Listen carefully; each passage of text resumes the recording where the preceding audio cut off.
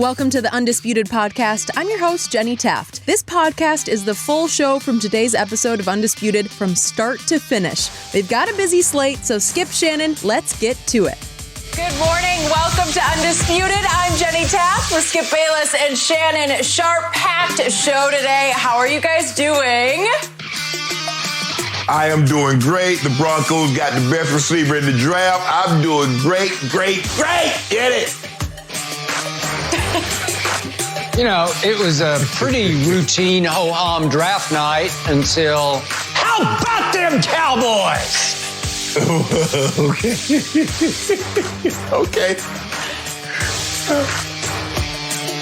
I figured we had to get that in. Skip, well done. Yes. Guys, I thought a lot about you throughout the draft because honestly, the draft could not have ended any better for both Skip and Shannon. The Broncos were able to select Shannon's guy, Jerry Jeudy, with the 15th overall pick. And at 17, the reason Skip is fired up today, the Cowboys took Skip's guy, CeeDee Lamb. So Shannon, who made the better pick?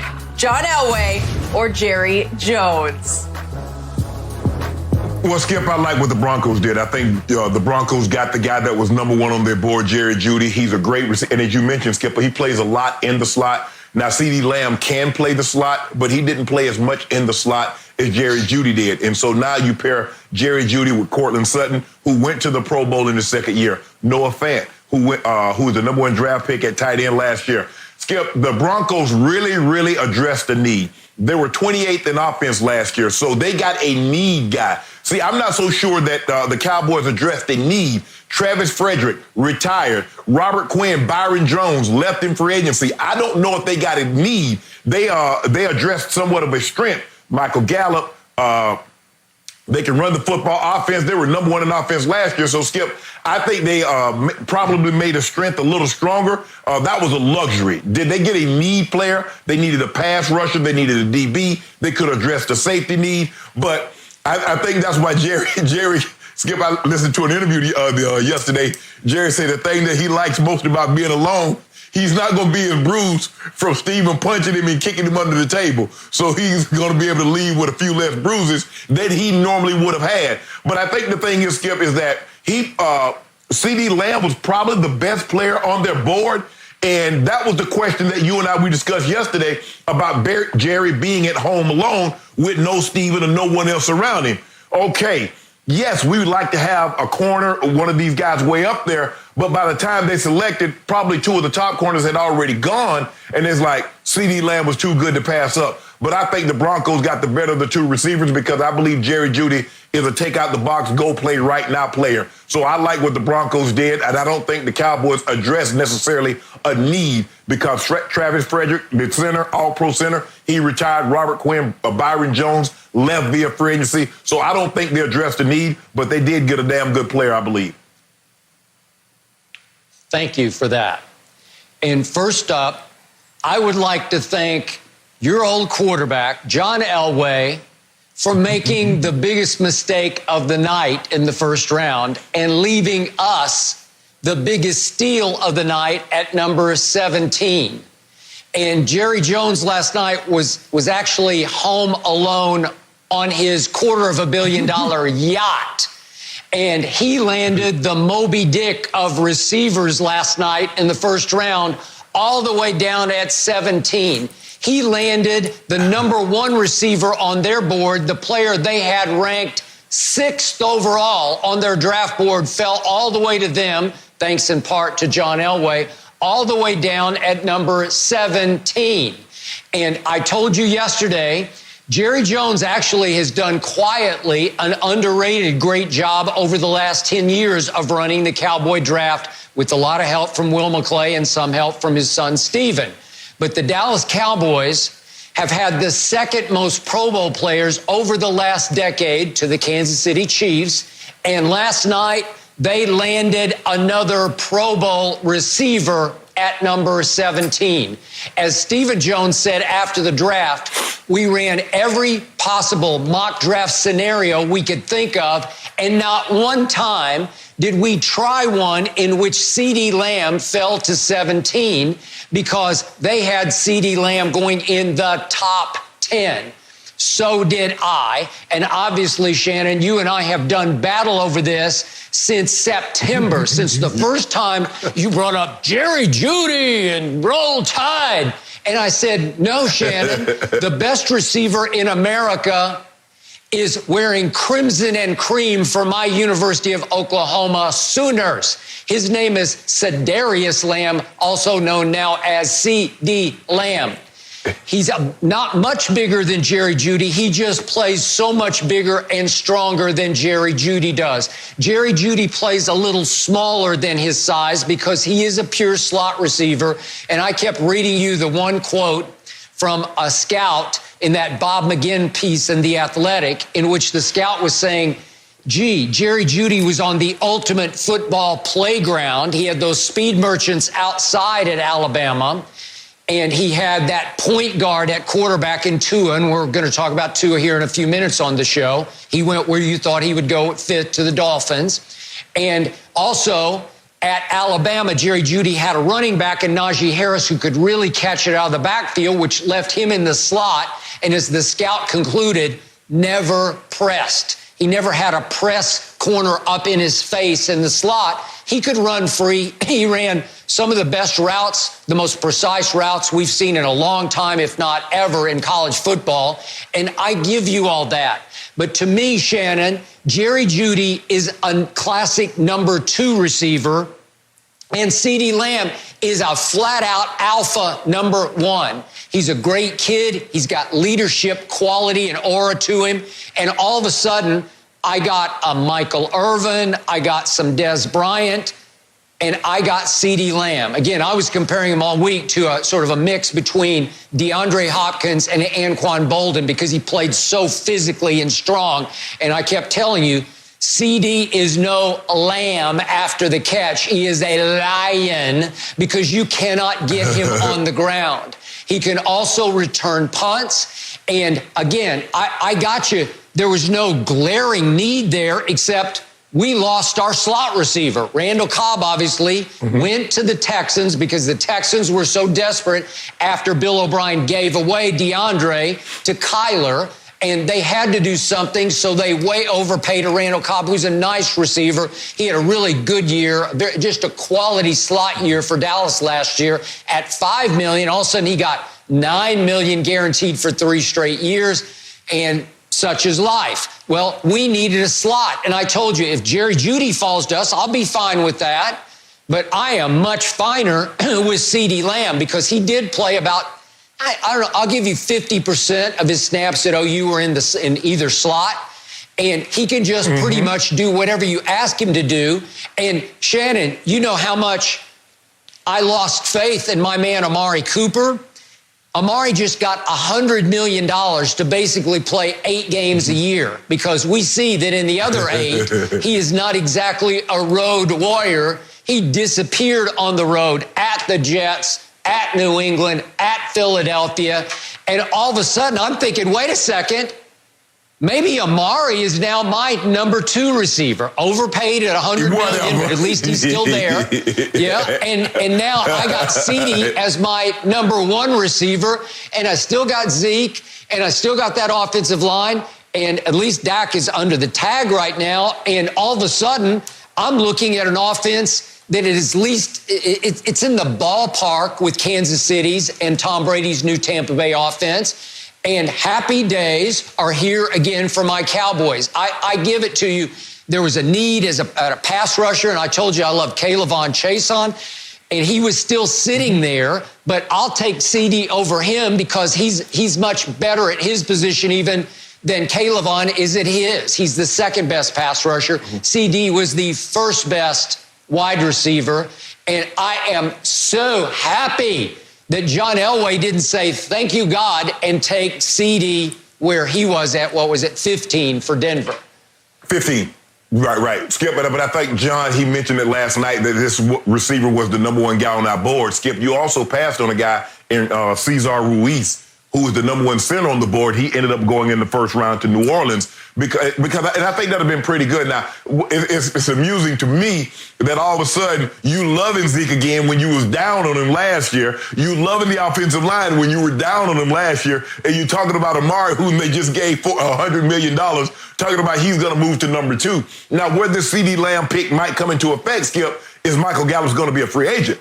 Either this year or next year, Skip. So you're going to have to make a decision. The likelihood of you having 2 $100 million receivers on your roster isn't very good, so it would lessen the blow. But I tell you what, one thing I do know about CeeDee Lamb, he got quick, strong hands, and everybody out there that's watching know what I'm talking about last night, because somebody sitting right next to him tried to grab that phone when it was ringing, and he politely grabbed that thing real quick and like, and his mama face like, woo, child, I'm sure glad you didn't get that.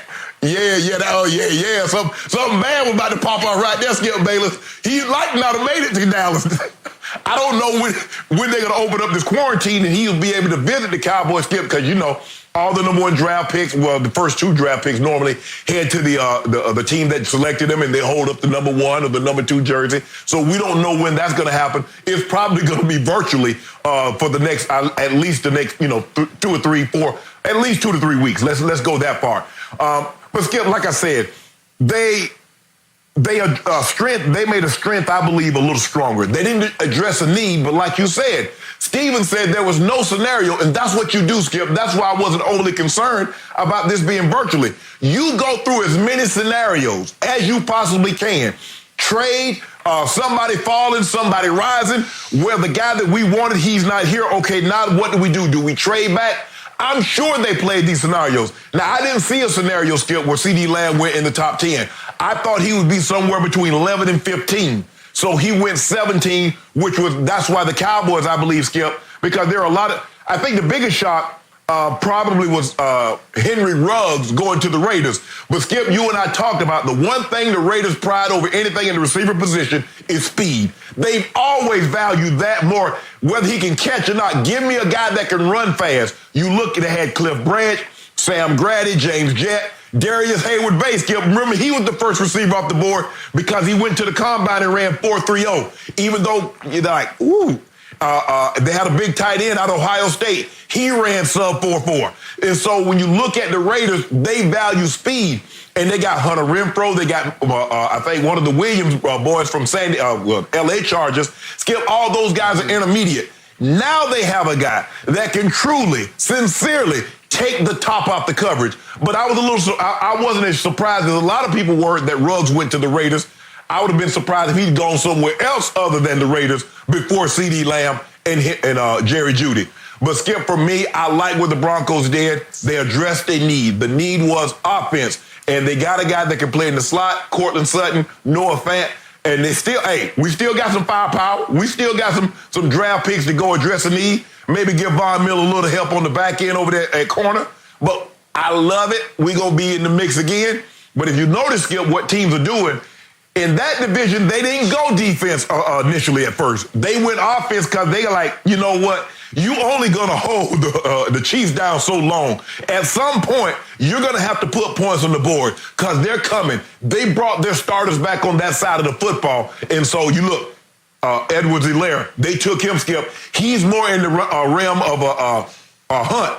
The guy that they ended up cutting last year, Skip. Remember, he could run the football and he could catch it. And they bring those speed merchants back outside.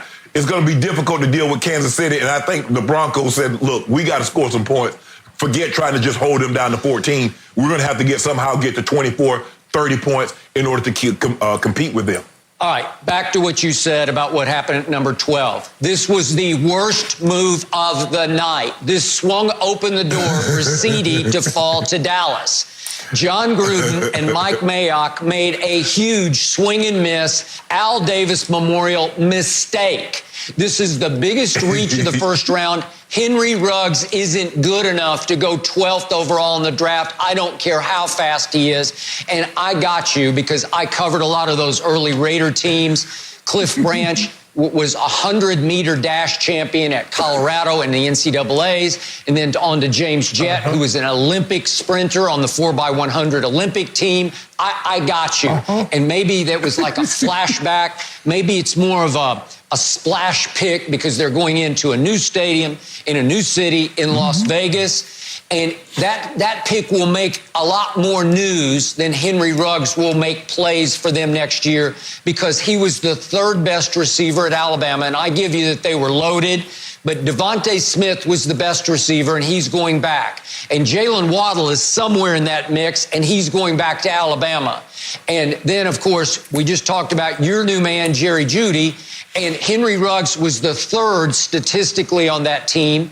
And what an incredible overreach that was at number 12. And that's when my eyebrows rose like, wait a second, maybe something is starting to percolate here. And then as we went down the list, I wasn't sure what Elway would do, and he went Jerry Jeudy because maybe he thinks the way you think, and that's great by me. You think Judy's the best. I know that CeeDee is the best. And when that happened, I'm like, whoops. Now we're going to be left, we think, with CeeDee or Chason there. Again, the second best edge rusher and a guy who flashed for me every time I turned on the LSU games, watch number 9. And then what did Thomas Dimitroff do of the Atlanta Falcons, one pick ahead of Dallas? I'm thinking, is he going to strengthen his strength and take CeeDee along with Julio? And he went A.J. Terrell, the corner from Clemson, and I'm thinking, what? You're kidding. Did he not? Mel Kiper had A.J. Terrell ranked 61st on his draft board as his 7th best cornerback. Do you remember the national championship game?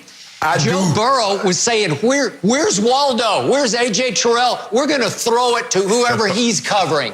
They picked on him all night long, and the Atlanta Falcons just made him the 16th overall pick in the draft. And I said, thank you, football gods.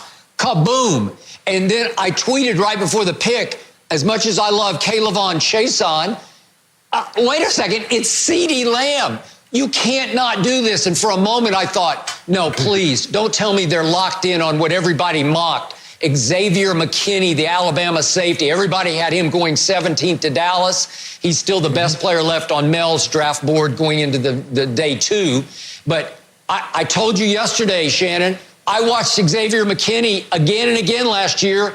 Oh, wait a minute. I didn't watch him because I didn't really notice him. I only noticed him when he dropped interceptions, and I saw him drop at least 3 interceptions. So I'm thinking he's not special enough to go 17th. And I was cringing thinking, is Jerry going to say, well, we got to stick by our guns? Our plan was to take Xavier McKinney because we have a need at safety. No. Right. They took CeeDee Lamb, and I jumped out of my chair and rolled on the floor and yelled, how about them Cowboys? Because we are now back in business. And furthermore, Shannon, do you realize who we kept from going 4 picks later to the rival Philadelphia Eagles, your team in the NFC East? Yeah. I'm sure they were sitting there thinking, please, gods, let us have CeeDee Lamb because they need a receiver. They're not sure what Alshon's going to give them next year. And then they shocked me. They took Jalen Reagor out of TCU, who I barely knew. I watched a lot of TCU last year, but he didn't catch my eye. And I'm thinking, wait a second. Justin Jefferson was still on the board. T. Higgins, Clemson kid, was still, the big kid, was still on the board. And that Brandon Ayuk was still on the board. And every time I see TJ Houshmandzadeh in the hallway at Fox, TJ coaches and teaches a lot of receivers at a camp that he runs. He was raving to me about Brandon Ayuk out of Arizona State, saying he's the next Chad Johnson. And even that Michael Pittman from USC, all 4 of those guys seem better to me than really Jalen Reagor. That's who you took at where were they, at 21? Really?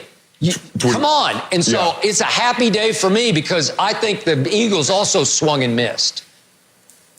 Well, Skip, for me, I agree with you, A.J. Terrell. And because it was reported earlier in the day that the Falcons were trying to move up and get in position to take that Hellraiser out of Ohio State. They were going, look, are they going to move up to take Jeff Okudah, or they're trying to move up to take Chase Young? Well, from where they were picking, and everybody would have been willing to skip, I believe if they were, say, like 5, I believe the Falcons could have moved up to 2 or 3, and the teams could have slid back. But when you're that far back and teams still want to try to get a difference maker, they don't believe they were going to get the kind of difference maker that they were looking for, and that's why Atlanta. And so I'm saying, okay, you were thinking about moving up, giving up a lot of draft capital, and you select Skip A.J. Terrell.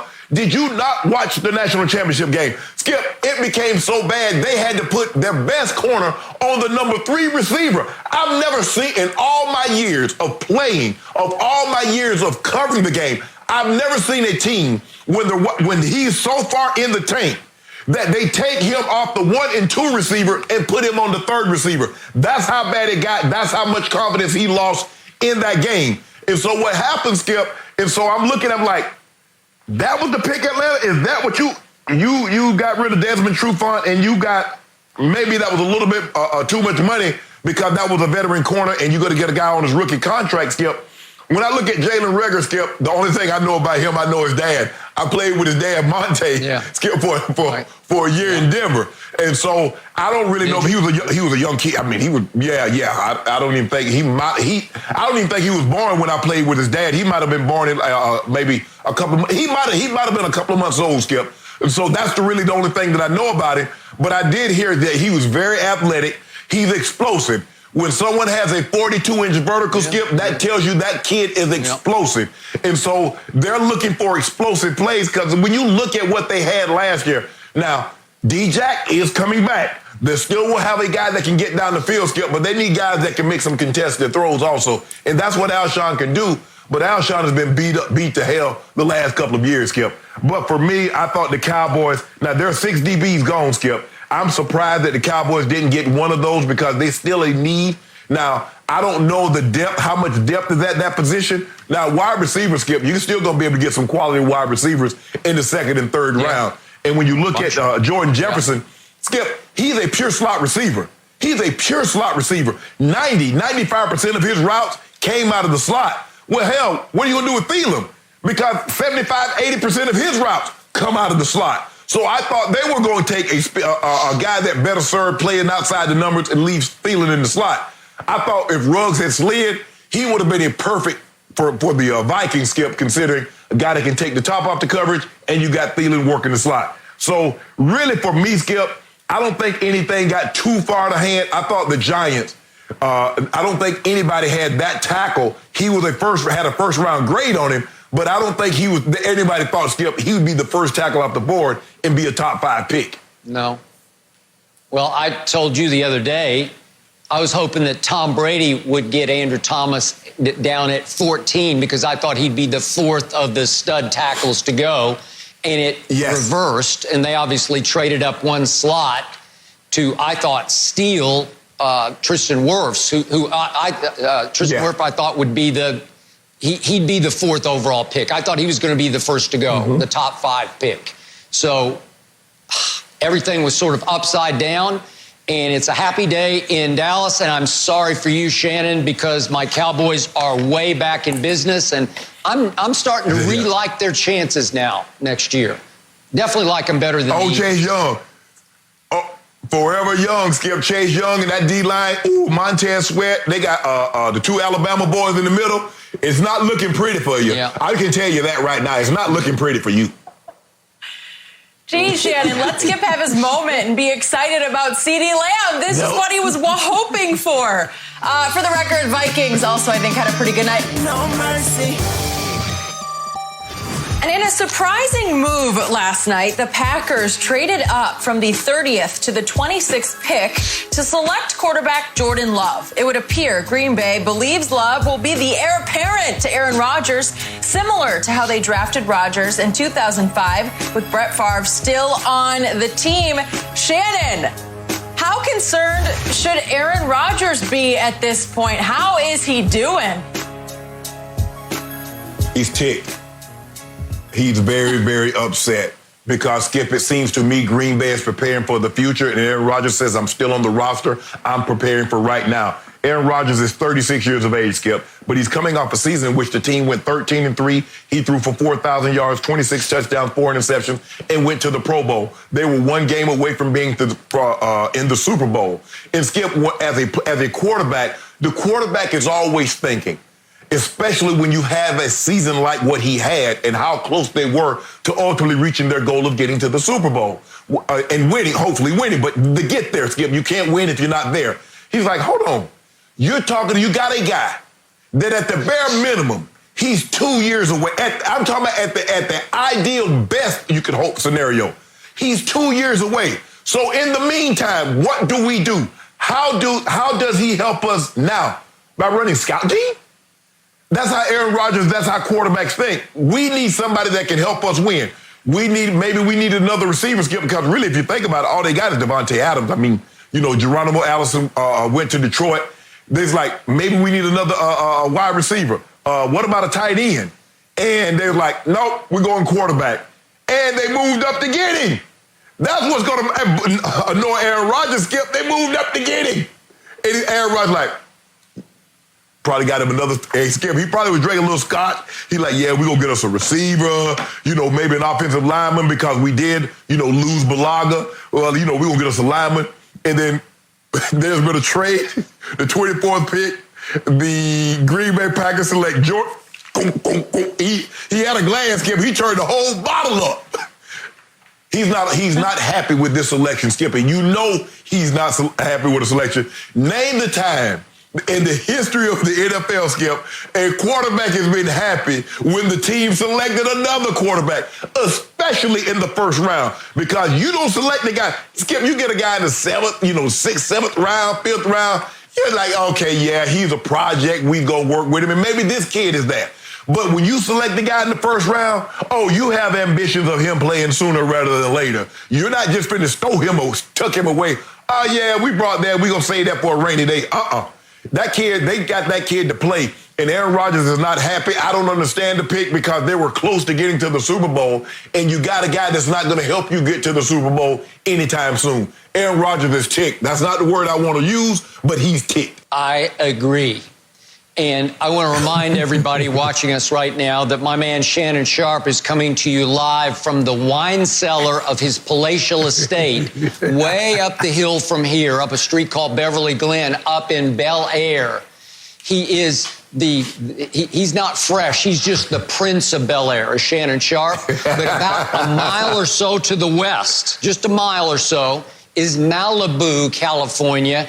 And somewhere in his beachfront mansion last night, Aaron Rodgers was sitting with his woman, obviously Danica, and he was sipping his scotch, and he choked on his scotch when that pick was made, because all of a sudden, to your point, Shannon, they didn't just sit still and say, oh, look, Jordan Love fell in our lap.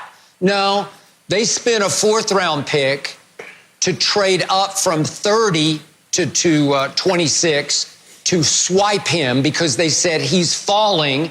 And that was as eerily sort of similar as this was to the scenario in which they first drafted Aaron Rodgers to replace Brett Favre. Mm-hmm. Again, he was falling that year. A lot of people thought he would go number 1, and then Alex Smith went number 1. And as we all remember, Aaron Rodgers had to sit in the green room and sit and sit and sit until he fell to 24. Well, the Packers that year didn't 24. Trade up for him. He just fell right to them at 24, and they're like, well, I guess so. I guess we got to do this. At that point, Brett Favre was going into his age 36 season, as Aaron is, and you know the rest of the story. But it took Aaron 3 years. They rebuilt his delivery from the Jeff Tedford Cal system into what you see today. And it was good for Aaron to sit behind Brett for 3 years.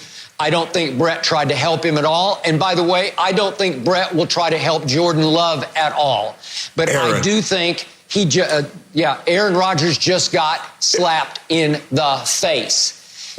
One of my favorite expressions from the old days of the draft is so-and-so's on the clock. Well, last night, Aaron Rodgers, you're on the clock. Your clock is ticking.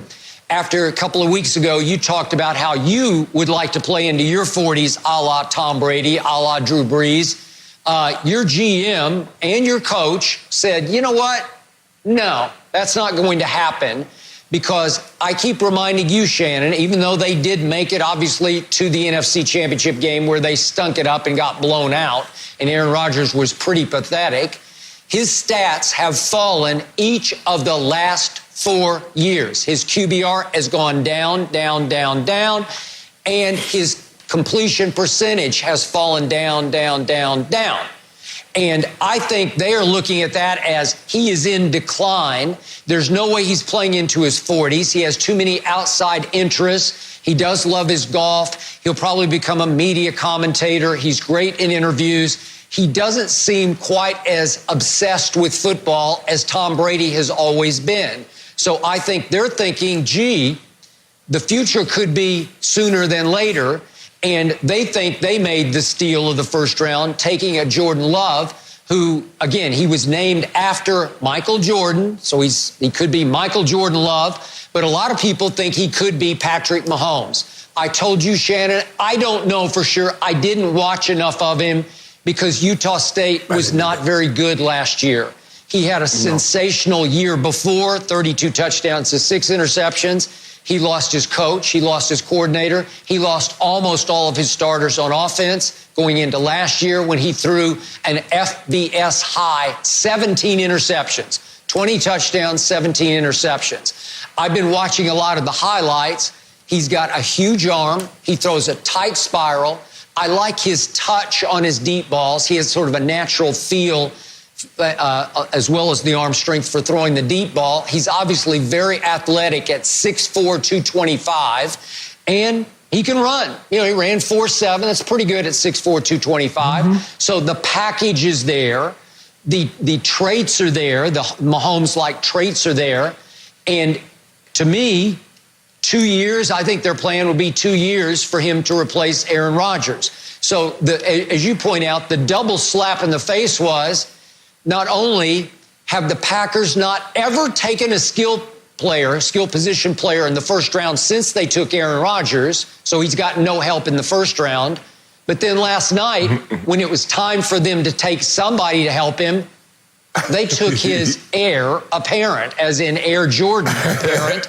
And it is, it's got to be a dark day up in Malibu for Aaron Rodgers.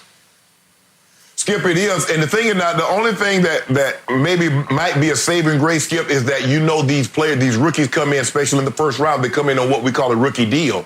And so his rookie deal, I mean, you have the 4 years that he's going to be there, and then you pick up the fourth-year option. And, I mean, I'm looking at it, and Steve ran the numbers, and basically it's about $12.4 million without the fifth-year option. So that's not a whole lot of money. But the difference is, Skip, is that Brett Favre threatened to retire every single year. Skip, you know it was every single year. Brett like, yeah, I don't know. I don't know if I'm going to come back, man. You know, that farm, and I want to cut weeds, and I want to be with my family. And the Packers just got fed up with it. They're like, no, we can't have a guy that one moment, you know, he wants to play, he's enjoying the game, and then the next minute he's going to retire. And they couldn't have him abruptly retire, actually follow through on what he was saying by retiring and be left holding an empty bag. So there's like, okay, and Aaron Rodgers, like you said, Skip, he fell to them. He fell in their lap at 24. They moved up 4 spots to take this kid. First of all, it's already a slap in my face. You taking the guy that's going to replace me. Here I am. I got 2 MVPs. I thought of as a transcendent quarterback, and you take this guy to replace me. So, and not get me any help. Like I said, Skip, give me a wide receiver. Give me a tight end. Give me an offensive lineman. We did lose Malaga. So can we get somebody to replace him? You don't want to do that? Yeah. Nah, we're going to get somebody to replace you. How about that? We're going to get somebody to replace somebody, not the tackle. Yeah, exactly, you. So, Skip, he's up on the PCH or the one-on-one, however he used it from where I am to get there. He's not feeling well. Skip, him and Danica might have went for a walk on the beach last night. He's like, babe, I don't know how much of this bull job I'm going to put up with, because I just want you to know I'm going to go in somebody's office when we do get a chance and say that's a bull job, and you know it. You know I'm upset. I won't play, but I ain't happy. Nope. So in the previous Mel Kiper mock draft, the one before yesterday, he had Belichick taking Jordan Love at 23. And I thought, well, maybe. So now we're back to what you always say about Tom Brady, that Belichick was sending a message to the league. I'm done with Tom Brady, and everybody else should be done with him because I'm the GOAT coach. And when the GOAT coach speaks, everybody else should listen. I disagree with that. But the GOAT coach did speak at 23. He could have stayed. He could have taken Jordan Love. Apparently, he's onward and upward with Stid, as he calls him, Jared Stidham, who he took, obviously, in the 4th round 2 years ago. But the point was, Bill Belichick traded out of 23 So he goes back. And the message I got from the quote-unquote GOAT coach was, I don't even need anybody in the first round. So what have we seen from Belichick, Shannon? He did next to nothing in free agency as he lost a parade of players in free agency. And on top of that, he cut Gostkowski and he traded Duron Harmon for a 5th-round pick, a guy who started for him last year, traded him to Detroit. And now it's feeling like Belichick's sending the message, I don't need anybody's even heard of. I'm going to reload on the fly with a bunch of no-name cogs, guys I'm going to take down in 2, 3, 4, 5th round, whatever. He's got multiple picks all the way down through the draft. He's going to take a draft haul, probably mostly of players we've never even thought about or heard of, and say, watch what I can do with people you don't know. So this is the ultimate Belichick saying to the league, watch this. I don't need to take somebody 23 overall. I'll go backwards and I'll still beat you. Well, we'll see about that. Yeah. And I'm going to say good luck to Bill Belichick because he said he did not want Jordan Love. Skip, this move surprised absolutely no one. This is what Coach Belichick does. He would rather move down in the draft and compile picks as opposed to staying put and selecting somebody. Unless it's somebody he's hell-bent on, his heart is really totally into, Coach Belichick is more apt to slide back as opposed to move up or selecting the guy in his slot. Because, Skip, for the most part, they're always selecting somewhere around 28, 29 to 32 anyway, because they always have a deep playoff run. So it's not like they're going to be in the top 20, top 10, top 5 picks anyway. So he's saying that kind of value, I can find that in the second round, Skip. But what I believe why he did that, Skip, remember, he didn't have a second-round pick because he gave that up for Mohamed Sanu, which was I said at the time, Skip, I said that was a bonehead move there. There's no way I'm giving up a 2 for Mohamed Sanu. I seen him run. I watched some of the Falcons game. He can't run anymore. That's why the Falcons moved on. No. And you gave up a 2, so Skip, he's trying to replace some of the draft capital that he gave up in order to get some of the players that he have on his roster. So I believe that's one of the reasons why he did that move. I believe he's going to skip. He's going to try to reinforce, going to try to get the defense even stronger. I'm going to be surprised if that second-round pick is not a defensive player unless it's an absolute stud that someone had a first-round grade on that ended up falling into his lap. Other than that, I can see the scenario where they're going defense again. Maybe a pass rusher, maybe a linebacker. I think that's the direction that they're heading in. But, Skip, Aaron Rodgers is upset with his pick, Skip. He's really upset now. I don't know. Hopefully he's learned how Brett Favre Heisman posed him and didn't really give him, take him under his wing. Aaron doesn't strike me as a guy, Skip, that's going to take someone under his wing. He doesn't strike me as a guy that, you welcome to the club. Come on. Nope. So I sure would love to be in Green Bay, Skip, when they finally do get back together. I would love to see Aaron Rodgers. He probably sitting in that seat, them eyes shifting back and forth. Ooh. Or they might get bigger, Skip. He kind of got a little large eyes. Them thing real big when they made that pick. He like, baby, did you see that? Them no good. Baby, go get me another bottle of scotch. So, I hear you. Last quick point about Bill Belichick. I also believe he's on the clock with Robert Kraft because we went over a couple days ago after the Gronk trade when I thought he could have gotten maybe a second for Gronk as opposed to the 4th that they got. And it was really mitigated to a 5th because they had to give up the 7th. And I think that Robert Kraft has an eye on Belichick as the GM as well as the head coach, where he might fire Belichick as the GM and ask him just to be solo coach because Belichick's history of recent trades, Jimmy G, obviously, there have been the Jacoby Brissett trade. There have been a number of them where it just leaves you scratching your head like, well, what did you do? You just gave these players away. I don't get it. I'm not sure I would have traded back out of 23. I thought he needed to get some star power going. Maybe he'll prove us wrong, but I don't think he's been a great drafter. He took N'Keal Harry at the bottom of the first round last year, and I like the pick but then he got hurt and he wasn't that productive down the stretch. So I don't know. I think Belichick is going to be on the clock with Robert Kraft as a general manager. Well, Skip, you said some star power. He just let one of the biggest star walk out of the door, and he traded his next biggest star. So clearly he doesn't want star power, Skip. But I don't see a scenario where Mr. Kraft is able to fire the general manager, because I remember Mr. Bowlen, rest his soul, is that he says, I want to fire Mike Shanahan, the general manager. But Mike Shanahan, the general manager, is also the head coach. So I had to fire both of them. So I don't see a scenario, Skip Bayless, where he's able to separate those two from each other. If he fires Bill Belichick, the general manager, Bill Belichick, the head coach, is also getting fired. And I don't see that scenario happening. No mercy. Well, the injury history of Tua Tagovailoa didn't concern the Dolphins, who selected him 5th overall last night in the NFL draft. And Miami doubled down in their faith in Tua by drafting an offensive lineman with the 18th overall pick to protect their rookie QB. So, Shannon, should Tua start week 1 for the Dolphins? Well, before I answer that question, Skip, look, I said this all along. I've always believed that the Dolphins were sending smoke screen. This was a red herring. There's no way, Skip. They started the season, if you remember, every Sunday, what did it have, Skip? Tank for Tua. Okay, we were tanking for him because we thought he might be the number 1 pick. Now we land in this 5th spot, and we got an opportunity when we've been fans, tank for Tua. He slides, he's right there in our lap. Now we're going to pass him for Justin Herbert. I ain't heard not one time we want Herbert. The whole year for the Dolphins, it was always tank for Tua. Now they get an opportunity to, but also, Skip, it was reported that when he had his workout in Nashville, the Miami Dolphins were able to get an independent doctor of their choosing to take a look at the hip. And they were convinced. They were good. Like, okay, we're good with it. Now, Skip, the luxury that they do have is they have Ryan Fitzpatrick. And I believe Ryan Fitzpatrick's play will determine how much or how little we see of Tua.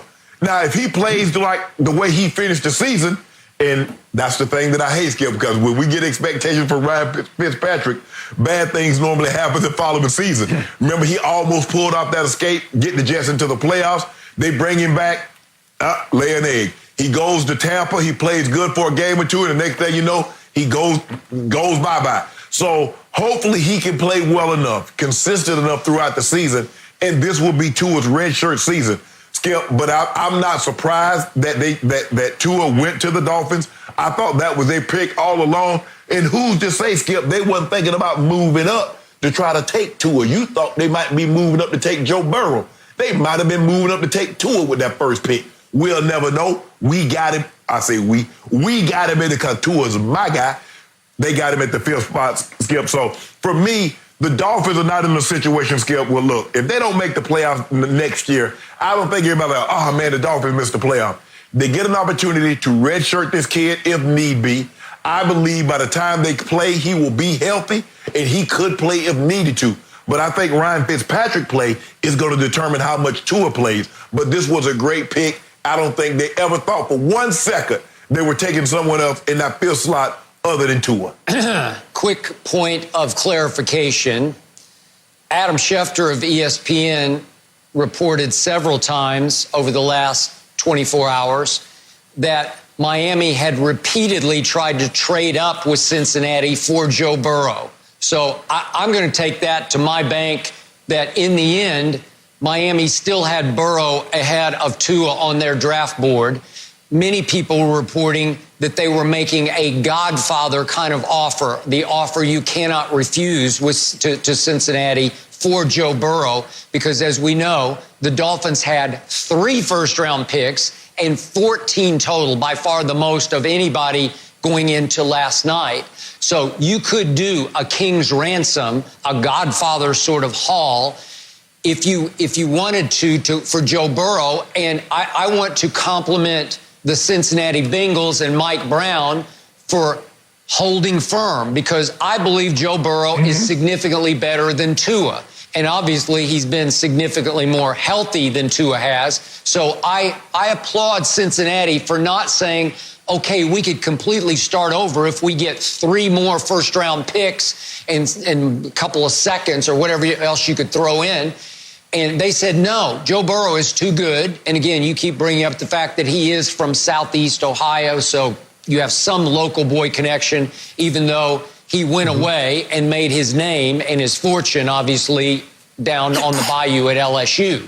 But the point is that clearly Cincinnati rebuffed every offer for Joe Burrow.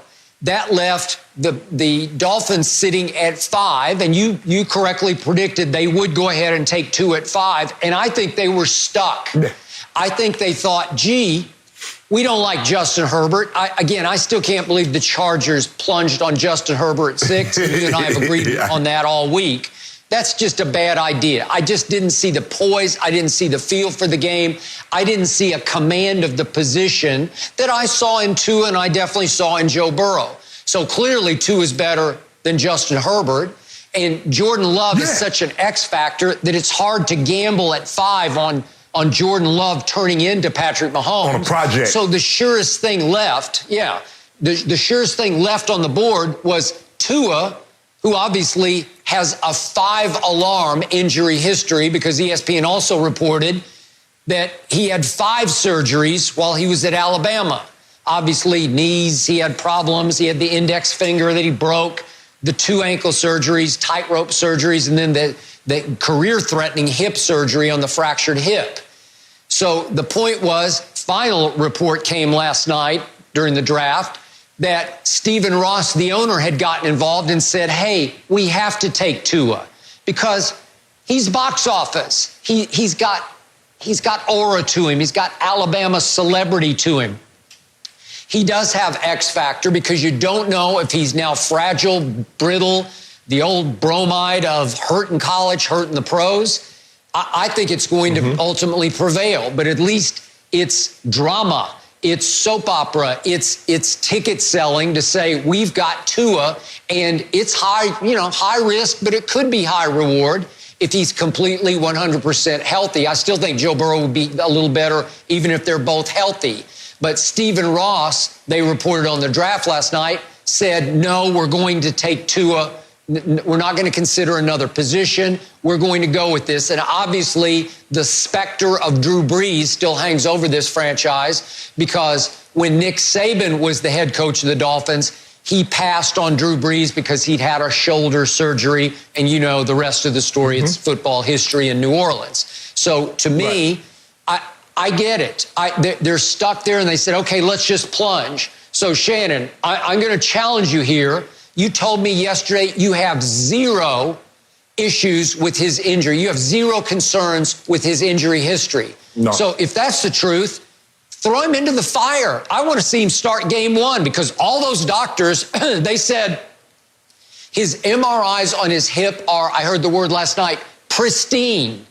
Okay? If he's 1,000% healthy, play him. He'll be better than Ryan Fitzpatrick. As you always say, Ryan Fitzpatrick goes way up and way down. Well, this is going to be a way down year. So I want to see him. Don't stun his growth. Speed it. Let it go. Throw him in there game 1 and let's see what you got. But here's the thing, Skip. If you noticed, a lot of these quarterbacks, they've come in over the years, and unless they clear the deck, I'm talking about completely wipe it away, he doesn't start. Look at Baker Mayfield. Tyrod Taylor started the season. And if Tyrod Taylor, and everybody's, I think Tyrod got nicked. He got that concussion. Skip, remember on that Monday night game against it was either Monday or Thursday night game. Might have been a Thursday night game. He got a concussion, and Baker Mayfield got in and played well. But what we're seeing, Skip, when they draft these young quarterbacks, if they don't completely wipe the decks, that's the starter. Normally it's a bridge guy. He plays until, okay, we've seen enough, and now we put him in. And that might be the case with Tua, Skip. It might be a situation where, you know what, we've seen enough with Ryan Fitzpatrick.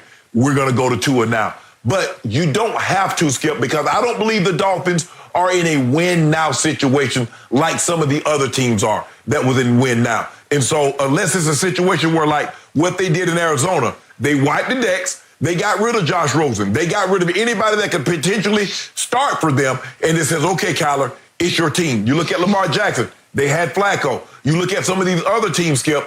They've started the guy that was there or a lesser tier quarterback and tried to bring the young guy along. So, Skip, look, you get a guy like a Peyton Manning, you get a guy like an Andrew Luck or Cam Newton, and they start immediately.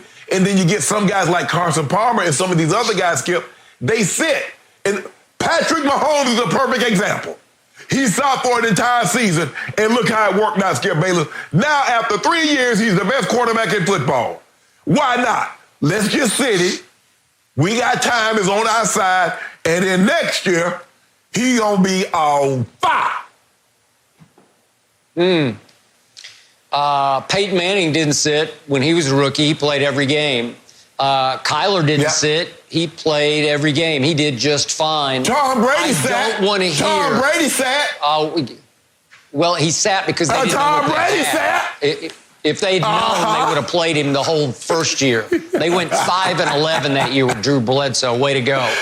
So the point is, I don't want to hear you got to be careful with Tua. Baloney, you told me you have no concern. Throw him into the fire. You can't be careful. No. The National Football League's not a careful endeavor. It's not a careful game. You have to just play. So why play him? Don't try to protect him. If you think he's 1,000%, play him. Why didn't they play Patrick Mahomes? They traded up 17 spots to take him with the 10th overall pick from 27. Why did they play him, Skip? Why did they play Lamar Jackson? Why did they play Carson Palmer? Wait a second. Timeout. They had a really good quarterback in Kansas City who had taken them to the playoffs, right? So, again, I told you yesterday, I didn't really see this from Patrick Mahomes. He was really raw at Texas Tech. Tua wasn't raw at Alabama. You're telling me you've never seen anything like it. He's a tight window throw artist. Well, again, he's played at the highest level in national championship games. Yep. Patrick Mahomes didn't play in any national championship games. He didn't play any playoff games. He was playing, he was barely playing in bowl games. So don't give me that. I want to see Tua in game one because you told me he's 1,000% okay. I want to see him play. Skip, we're not, listen, Miami is not going to fall into your trap. I want to see Tua in game one. Tua is going to play with the Dolphins. That's why they have Ryan Fitzpatrick. That's why they brought him back. Because under any scenario, Ryan Fitzpatrick was going to start the season. And his play will determine how soon we see Tua. So I know I want to see him game one. If he sets the entire season, Patrick Mahomes is the blueprint. He sat the entire season. There have been other quarterbacks. Carson Palmer sat the entire season behind John Kitna. And it was perfectly fine. Dak Prescott was going to sit had Tony Romo got hurt. Now, if Fitzpatrick gets hurt, they're going to have no choice but to play Tua. But I believe Tua will sit for as long as Ryan Fitzpatrick plays well. It has nothing to do. We got time. Time is on our side, Skip Bayless. Time. You worry about them Cowboys and not drafting a need position as opposed to worried about what we do in South Florida.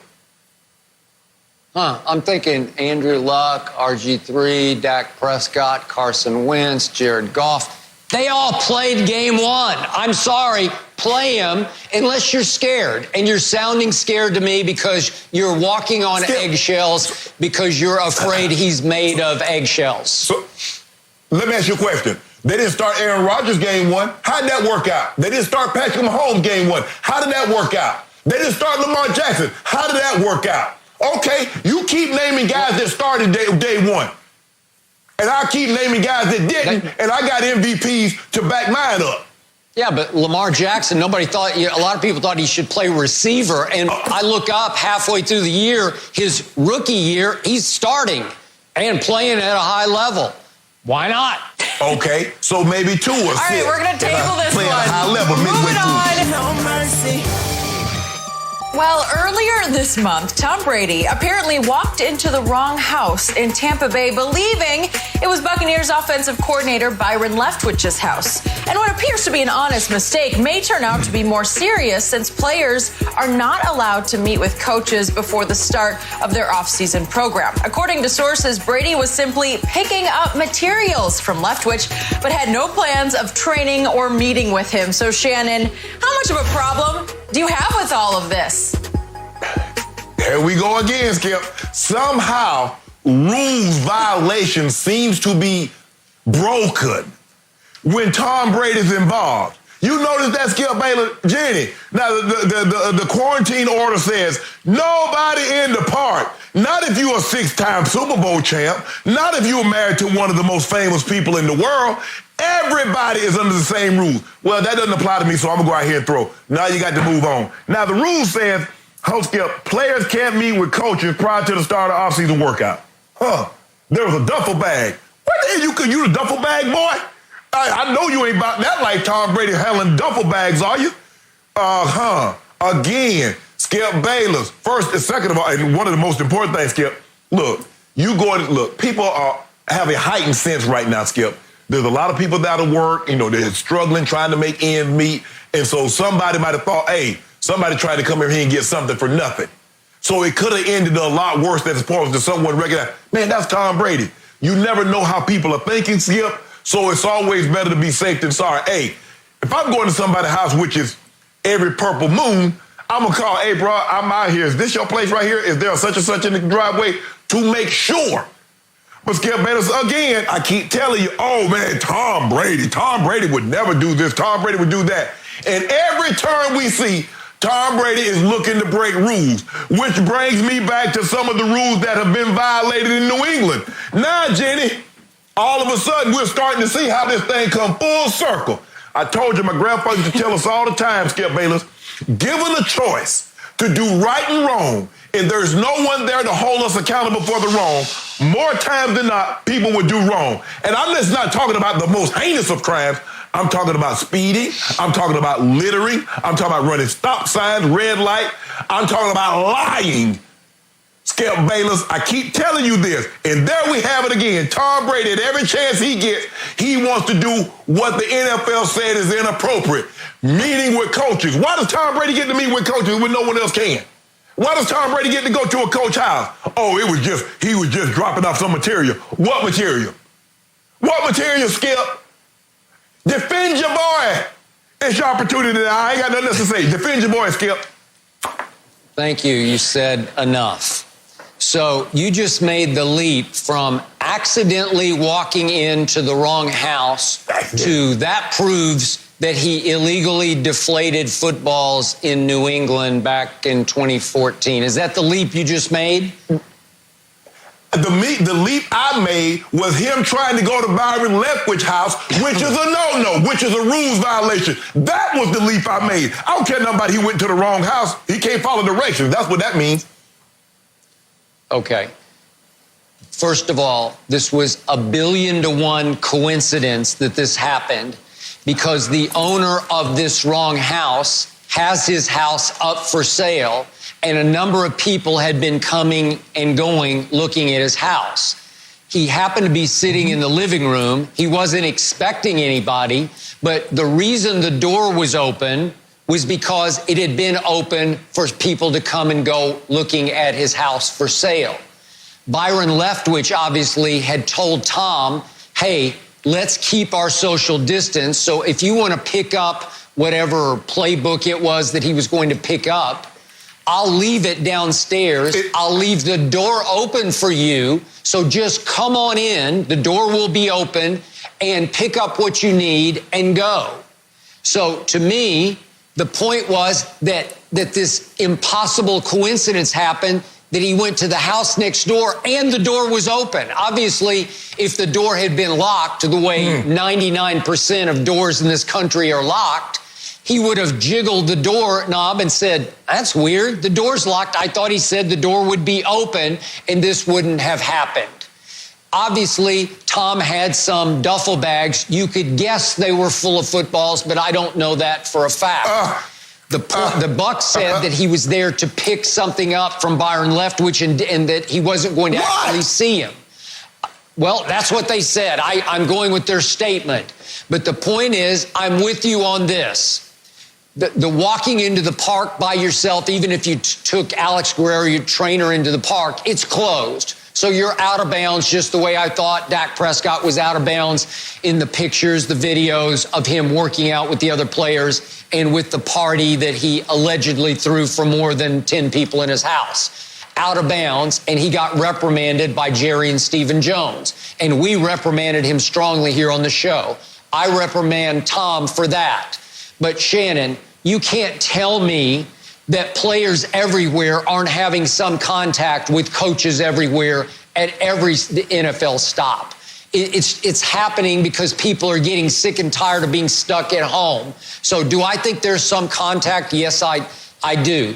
Coincidentally, he got busted. Right. So, yeah, okay, it doesn't make it right. And I do believe they will get fined for this because it became public, and you just cannot look bad for a league that cares so much about his image, especially during a pandemic. And as we're trying to get people back to the stands as fast as we can, this is the wrong message to be sending, and Brady knows this. But I have to stop you on Deflategate or anything else that happened in New England. Tom Brady fiercely, he fought Deflategate, and he went to Richard Berman's court in Manhattan, and he won that round until it got appealed to the court in Indianapolis, where he got stymied, and then the season started, and he finally just threw up his hands and said, I can't fight. I've run out of time and energy because I got to go play a football season. Whoa, Skip Bayless. No, it's not a leap. In other words, what I'm saying is that Tom Brady will break the rules if he doesn't think there's no one there to hold him accountable. That's the leap that I'm making. If you run a stop sign, you'll run a traffic light. That's the leap that I'm making, Skip Bayless. See, what you want people to believe is that Tom Brady, and I told you, I've been telling you since we've been on the air, Tom Brady does a better job of hiding certain things. Skip Bayless would have you to believe that Tom Brady was dropping off food for Byron Leftwich. That one was in the bag, Jenny. It was no plate. He wasn't there. Oh, you didn't? Oh, so was he there to pick up a playbook? But everybody is doing that. That does not make it right. Hell, I'm tired of being cooped up. But guess what? They say stay at home, so I can't go to the park and I can't do certain things. On April 3rd, they issued an order. All non-essentials, stay your butt home. Tom Brady in the park saying that's not applicable to me. Just like the football, Skip Bayless, 13 pounds of pressure, I won't mind 11. That's not applicable to me. All I'm saying, Skip Bayless, you're not supposed to have contact with coaches until our season program convened. It has not convened, and Tom Brady is breaking the rules. At what point in time are you going to say, Tom Brady, stop breaking the rules like you tell everybody else? If Antonio Brown had broke the rules, what would you say, Skip?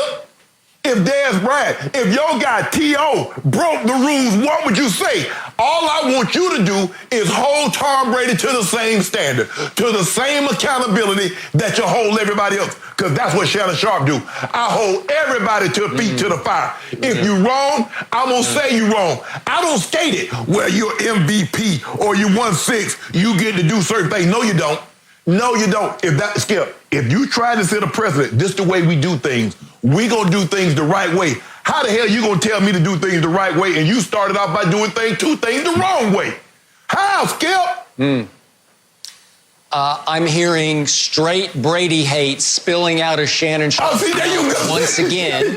And I remind everybody, my partner Shannon Sharpe has predicted for 4 straight years this will be Tom Brady's last year. And now, voila, he's in a new place with a new team that has the 4th best odds to win next year's Super Bowl, even better than New Orleans' odds within its own NFC South division. Very interesting, and I'm glad you brought that up about food to Byron Leftwich. You could be right about that. He might have just been taking a whole bunch of food over to Byron and his family. Maybe they couldn't find a grocery store with anything left on the shelves, and they needed this and that. And Tom said, I'll be a good neighbor. I'll be the good Samaritan. I'll bring you some duffel bags full of whatever you need. So I do like that. I'm glad you brought that up, actually. Yeah, I'm glad you brought, first of all, so let me get this straight. A guy that just got to Tampa a week ago knows the location better than a guy that's been there for a year. Is that what you want me to believe, Skip Bayless? No, of course not. And me, see, what you what you try to do, Skip, you always try to, you said he was going to be done. What does him still playing 4 years after the fact have to do with him breaking rules? The rules, I ain't talking about he broke no rules 3 years ago. I'm talking about right now. 2 in a week. Okay, I got it. And you are right. he is slightly out of bounds here, but what did I predict that he was going to be?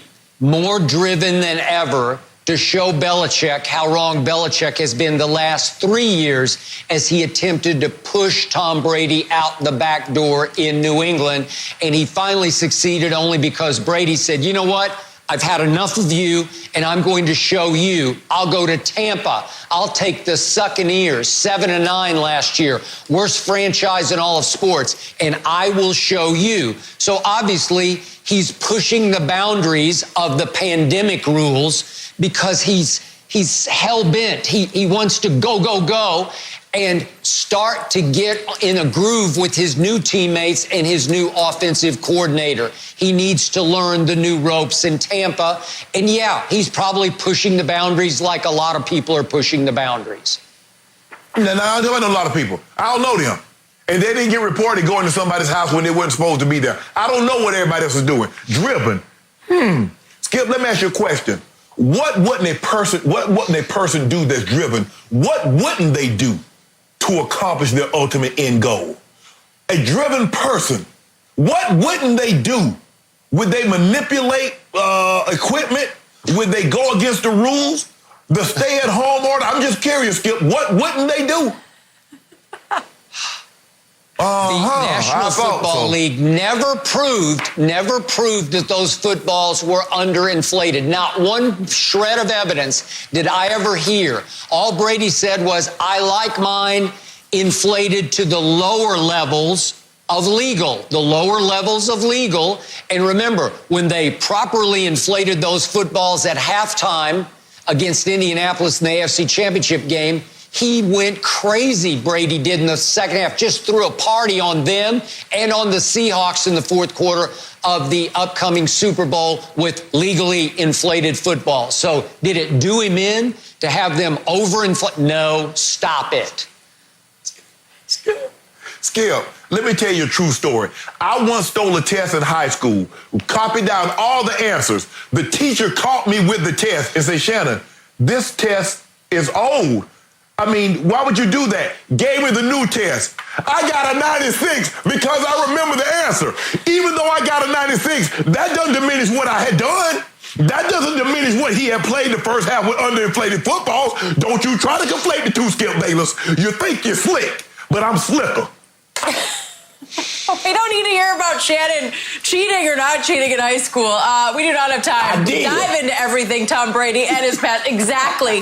But, Tom, stay home like the rest of us. Lesson learned. No mercy.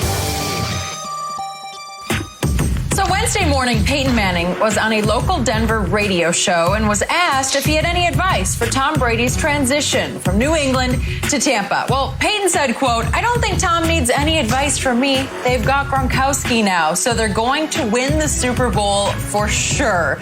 Shannon, do you think Peyton was being serious or sarcastic here? I think he was being more sarcastic than serious, but Tom does have a lot of weapons with Chris Godwin, Mike Evans. Now they brought Gronk into the fold. They selected a tackle in the first round to shore that up, and so he's going to be. They surrounded him with a plethora of talent, or he's gone to a team that had talent, and they've added a little bit more talent around him, Skip. And so, and Skip loves to throw this. They have a 387 win percentage, and yada yada yada. So does the Clippers. But what happens with the win percentage when you got great players? When you bring in a Kawhi, when you bring in a Paul George, do they still not have that win percentage?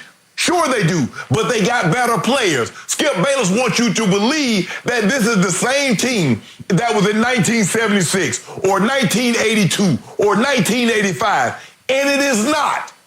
He knows that. That's why Tom went there. They have weapons. This team can do some damage offensively. Now, whether or not they'll be able to put all this together, special teams, defense, and offense on a given Sunday, and be able to win enough games to get them to where they need to be, remains to be seen. But I think Peyton was being a little more sarcastic than serious, but he knows that they have weapons offensively. He's played for Bruce Arians for 3 years, from 98 to 2000. He won a Super Bowl at a young age where he wasn't the same Peyton Manning that won those 5 MVPs, Skip, but he did enough Tom Brady, I don't think, is to where Peyton was in his last year. So, yes, could they? But I don't believe that will happen.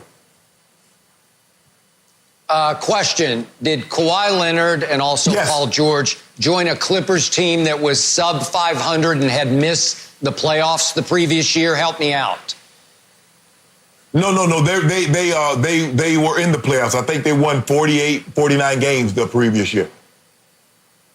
Yeah, and they scared the hell out of Kevin Durant and the Golden State Warriors in the first round of the playoffs. Right. So they were on the rise. They had Doc Rivers. They had Sweet Lou Williams. They had Montrez. They had Landry Shamet. They had a lot of nice players and a nice foundation already. You couldn't look at the Buccaneers last year at 7-9 and say, they're on the verge of winning the Super Bowl. But now let me answer Jenny's question.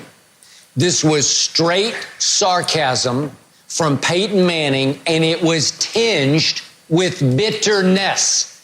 Peyton is still bitter as a rival of Tom Brady's, a longtime rival, obviously, often head-to-head in the AFC. And in the end, I think it is driving Peyton Manning nuts that everybody just routinely proclaims Tom Brady as the GOAT.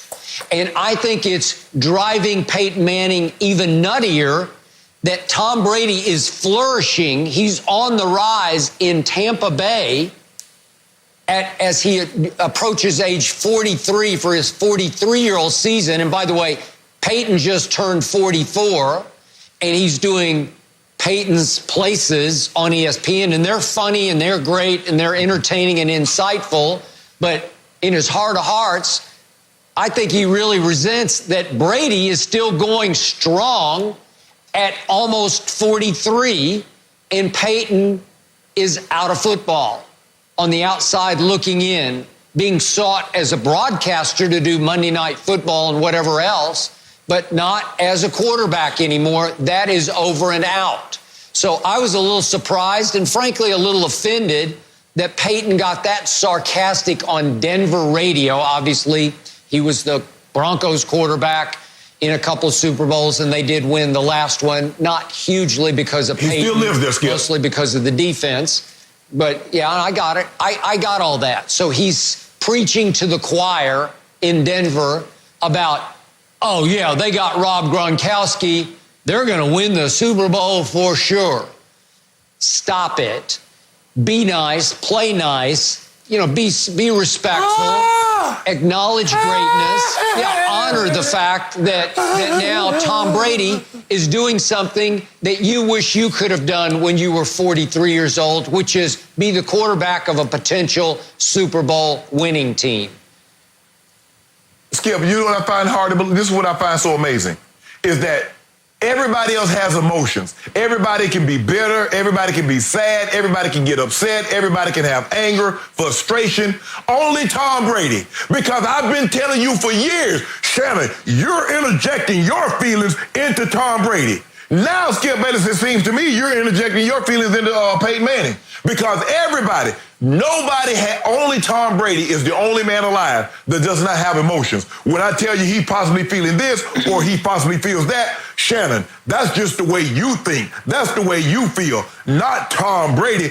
Whoa, lo and behold, a man with five MVPs, 2 Super Bowl wins, a Super Bowl MVP, one of the greatest of all times.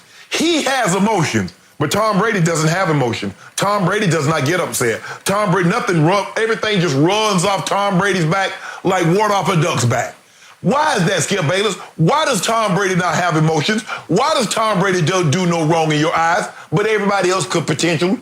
What is that? The emotion in question on Peyton's part is petty bitterness and resentment of Tom Brady's greatness. It's as simple as that. Again, does Tom have emotions on the field? I tell you all the time, he turns into Psycho Tom and wears his emotions all over both sleeves. That works. That fuels his fire. But off the field, this is beneath Peyton to take a sarcastic shot of, oh, yeah, now they're going to win the Super Bowl for sure. Well, great, because this is going to add a little secret sauce to this golf match coming up. Because what happened, Shannon? Yeah, Peyton Manning, he big time Tom Brady. He power brokered Tom Brady, and he pushed because he wants to be the partner of Tiger Woods. He said, I want Tiger. And it left Tom with Phil Mickelson. I don't think Tom wanted to play with Phil Mickelson, but okay, he'll do it for charity, for the right cause. And watch Tom Brady outplay Peyton in golf also, because that's coming up. I can't wait. So let me ask you a question. As you mentioned, you like, well, Paul George and Kawhi, when they linked up, the Clippers already had good players. They had Sweet Lou Williams. They had Trez Harrell. They had Landry Shamet. They had Doc on the sideline. So in other words, you're telling me Tampa already had good players. Although their record was not really indicative of how much talent they had good players. Are you telling me that? And a good coach with B.A., with Chris Godwin, with Mike Evans, with the tight ends, O.J. Howard. Is that what you're telling me, Skip? With Devin White? Are you telling me that with JPP, with Shaq Barrett? Are you telling me Tampa had good players? Is that what I just want to hear you say? Hey, Skip, I don't need to go in this all this yet. Sure. Yes or no? Did the Tampa Bay have good players? They were so good, they went 7-9, and Bruce Arians has been so great. No. He's won one playoff game. One playoff game in this league. Oh, so in other words, so Tom Brady should have just went to Cincinnati then. Yeah, well, no, he's not going to Cincinnati, Shannon, but we are talking about the Bucs. We're talking about Tampa. Oh, and by the way, Tom Brady got a little help in the draft last night. We'll tell you who next. No mercy. The Buccaneers moved out from 14 to 13 last night to help protect Tom Brady when they selected offensive lineman Tristan Wirfs. A little bit of pressure for Wirfs protecting the GOAT, but Shannon, give this move a letter grade. Give it an A, because this was a need position, Skip, and what you want to do when you got an older quarterback, you want to make sure he's protected. You want to make sure that he feels protected. And we saw last year that as Tom got happy feet, Tom was starting to flinch because the offensive line started to break down somewhat. And so you shore up a knee, you get a need position, Skip, to protect your aging quarterback because you want to have as few hits on him as you possibly can. I like it. In some projections, Skip, he was the number one tackle. And they ended up moving up one spot and getting a guy that they needed, a guy that's going to be very valuable. Now, as Jenny mentioned in the read, Skip, that's a lot of pressure. Imagine coming in and you got to protect Drew Brees or Peyton Manning or, in this case, a Tom Brady. There's a lot of expectations put on that young man's shoulder. But he should be. Now, he's very versatile. He did play some left tackle, Skip, but I believe he projects better at a right tackle. Nice punch, could stand at the point of attack, and that's what you need. You want to make sure Tom Brady knows he's trusted. Okay, I'm going to give Jason Light an A+ for this because this was the sweetest move of the night to go from 14 to 13 to get a Tristan Wirfs, who by many projections would have been a top 5 pick, the first of the 4 stud linemen to go, and he was the last of the 4 stud linemen to go to Tampa. Remember, he was the first freshman ever to start for Kirk Ferentz at Iowa. He ran 4.8 at the combine at 320 pounds and did 24 reps on the bench. That's freakish. He is a right tackle. That's what they needed, was a right tackle. And I don't think the pressure for a 4-year starter at Iowa will be anything. Well, Skip, I think the thing is the pressure, that not so much the pressure, but who's back behind you. Trust me, when I was in pass block, which wasn't often, I knew when John was back there, as opposed to Bubby, as opposed to somebody else. It's a different mentality, Skip. Trust me. Yeah, it's different. That is it for Undisputed, Skip. I am so glad CeeDee is a Cowboy. That's going to be fun. We'll see you back here same time Monday morning with more draft reactions. Undisputed.